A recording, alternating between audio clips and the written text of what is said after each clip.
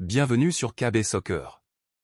Aujourd'hui on va parler sur l'inculpé par le parquet de Barcelone pour corruption dans l'affaire Negreira. Le FC Barcelone est innocent et est victime d'un complot selon son président, Joan Laporta.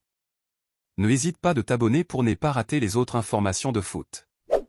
Le Real Madrid a publié ce dimanche un communiqué pour annoncer qu'il comparaîtra devant la justice, dans l'affaire Negreira, un ex-responsable de l'arbitrage espagnol qui aurait touché des versements de la part du Barça.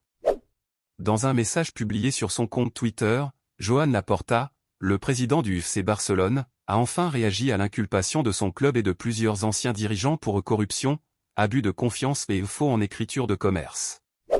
Culé, soyez calme. Le Barça est innocent des accusations portées contre lui et est victime d'une campagne, qui implique désormais tout le monde, pour nuire à son honneur.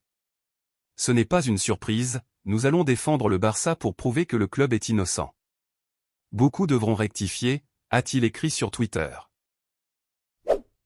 Le FC Barcelone a eu très chaud sur la pelouse de Bilbao, mais s'impose 1-0 grâce à un but de Rafinha, et distance le Real Madrid de 9 points avant le Clásico.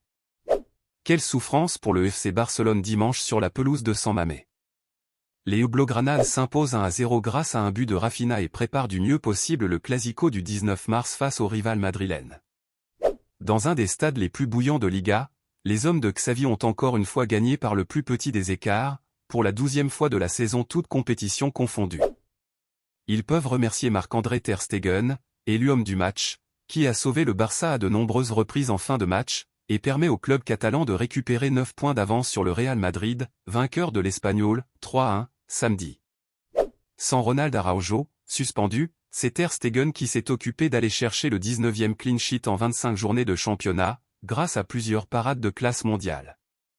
La première mi-temps est pourtant dominée par les visiteurs, dans la cathédrale du football espagnol. Seul au second poteau, Ferran Torres décoche la première banderille du match, mais manque de peu le cadre, deuxième.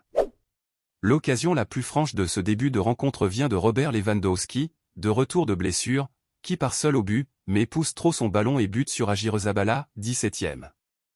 Les Basques se montrent peu offensifs malgré la présence des deux frères Williams en attaque. Il faut attendre la demi-heure de jeu pour voir Inaki tenter sa chance de près, mais Ter Stegen est vigilant, 32e. Dans la foulée, Raúl Garcia décoche une tête surpuissante sur la barre transversale du gardien allemand, 33e.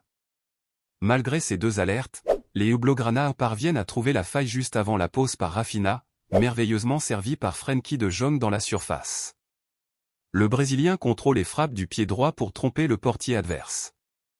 Le but est immédiatement annulé pour un hors-jeu inexistant, et finit par être accepté, 0-1, 45e. Le show Ter Stegen. Au retour des vestiaires et comme souvent, le Barça arrive à prendre le contrôle du match en défendant bien. Ce n'est que dans les 10 dernières minutes que le match s'emballe avec un premier avertissement de taille nommé Iker Muniain, qui enroule parfaitement sa frappe, et voit Ter Stegen se détendre parfaitement pour sortir le ballon, 79e. Sur le corner qui suit, le gardien barcelonais est chaud et sort du bout des doigts une frappe à bout portant des Inaki Williams, avant que l'arbitre ne siffle hors-jeu. La libération viendra du Ghanéen, qui prend de vitesse la défense et file au but pour conclure de près.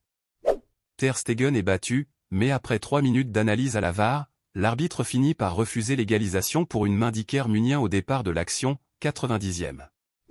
Cela n'endort pas pour autant les locaux qui continuent d'insister avec une triple occasion dans la foulée, mais Marcos Alonso sauve miraculeusement de la tête le 1-1. Finalement, le Barça s'en sort et signe une nouvelle victoire compliquée en terrain hostile, comme au Bernabéu en Coupe du Roi, au Metropolitano, à Mestalla, ou à la Ceramica cette saison en Liga.